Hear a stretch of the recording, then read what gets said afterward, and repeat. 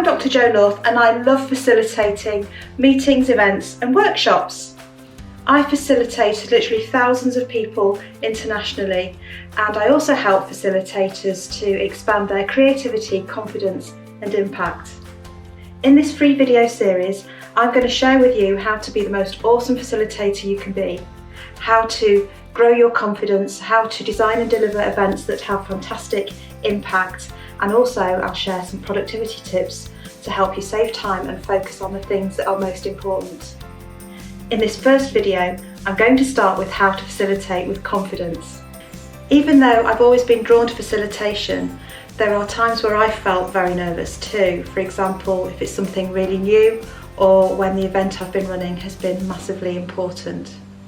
In fact, I've not always been confident. When I first started facilitating, I was so bad that I would cough and splutter and get hot and just feel really uncomfortable, stumble over my words. And the HR director in the business I worked in at the time said, Jo, you really need to sort that out because watching you facilitate makes us feel really uncomfortable. Now that was some time ago, but what I did when I got that feedback was I made sure I took every single opportunity I could to facilitate and to learn everything I could about facilitation, and I practiced and practiced and practiced, and now I really love what I do. Now, you may not have felt and experienced what I used to feel and experience. It may not be as bad for you, but learning these techniques and working with me on this 3 video series, I'm sure will help you to feel even better about facilitation, to take your skills to the next level and to facilitate with confidence. We often feel most nervous when we're underprepared. Some people are really happy when they're winging it, and I know that I've got so much facilitation experience. I could walk into an event without really knowing much, start facilitating and would have a really good day and get some good outputs from it. But that's not fair on delegates, and the output isn't as great as if I'd spent the time actually preparing and really thinking through what the day was about and what I was going to do. So taking time to prepare is absolutely essential. The beauty of facilitation is that you may have a plan but need to deviate from it a little bit because you never know what content the delegates are going to come up with. But having a plan at least gives you that overall trajectory and direction of travel, and that can build your confidence. Prepare any visuals, graphics, flip charts, those sorts of things that you need before the event so that they're ready for you on the day and you know that you're all organised. In fact, a really good idea is to access my free creative facilitation checklist that you can get from the link here, and that'll take you through a step-by-step process on how to organise and prepare for your events.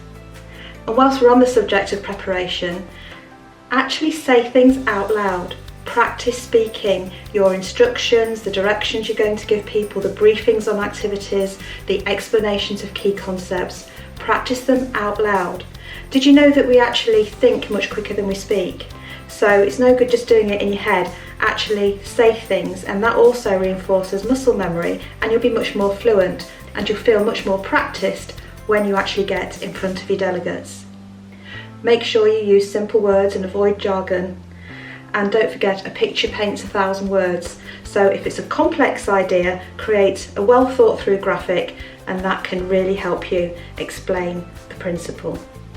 Do remember that it's super normal to experience some nerves before the event, and actually the chemical and electrical physical reaction we have when we're feeling nervous or when we have some sort of positive anticipation is the same. The same stuff's going on in our bodies and in our minds.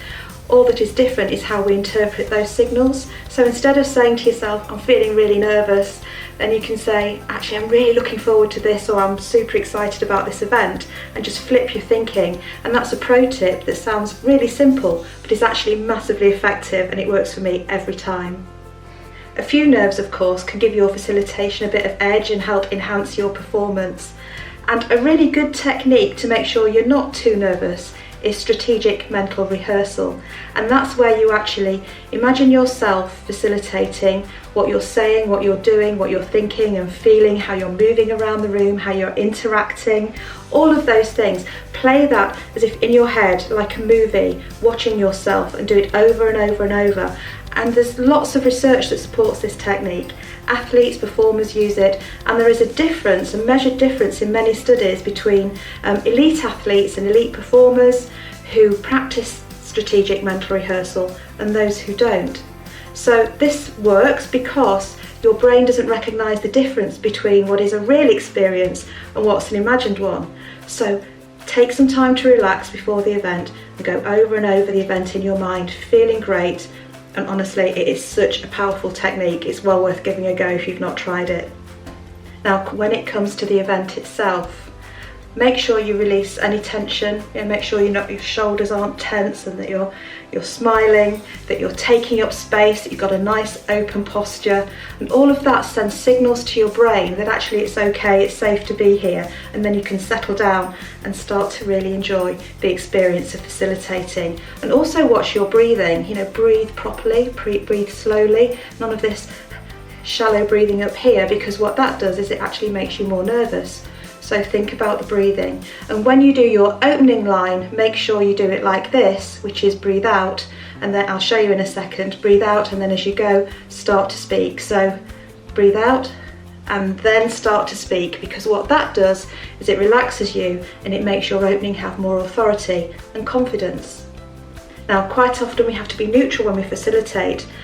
And a really great tip for confidence is to facilitate from the inside out, and think about the service that you're doing to the people in the room, the service you're providing to enable them to come together, to collaborate, to solve problems and come out with great outputs. So by shifting your focus from yourself and onto your delegates, and making sure your delegates have a great experience and that the work they're doing is in line with the objectives of the day, that just takes the emphasis and all the thinking being about you and moves it onto them. And again, that's a great confidence booster too.